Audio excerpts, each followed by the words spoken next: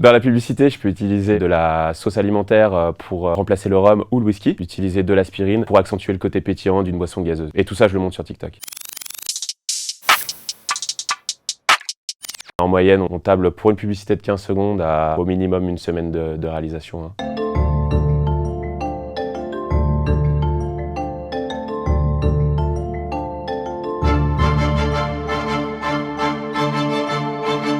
Il faut être très patient parce qu'on répète énormément chaque prise pour vraiment avoir la prise parfaite. La publicité avec les œufs, j'en ai cassé à peu près une cinquantaine, mais ils ont tous fini en omelette. Concernant la feuille de salade, j'ai dû la faire tomber bien 30 fois pour avoir une première version.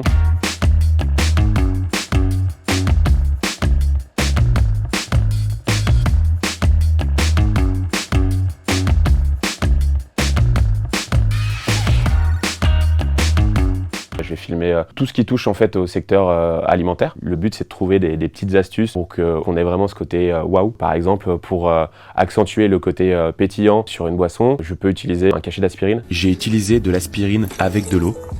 Le but est d'enregistrer le phénomène effervescent sur fond noir. Ensuite, j'ai enregistré quasiment le même plan mais avec le soda. Enfin, j'ai masqué le tout sur Final Cut et voici le résultat.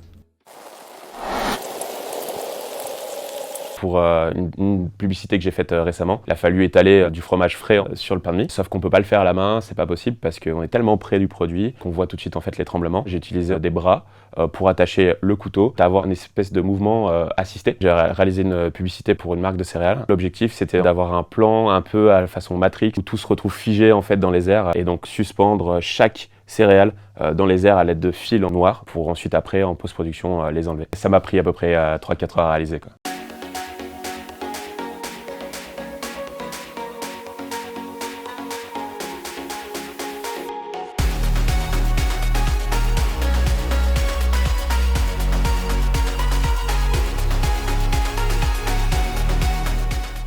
En publicité, de manière générale, ça arrive justement d'utiliser des faux éléments, notamment pour la glace, qui font très vite lors des tournages. On peut utiliser des faux glaçons à base d'acrylique, à base de silicone. Pour vraiment donner un aspect fraîcheur en fait aux aliments, on va utiliser un mélange d'eau et de glycérine végétale.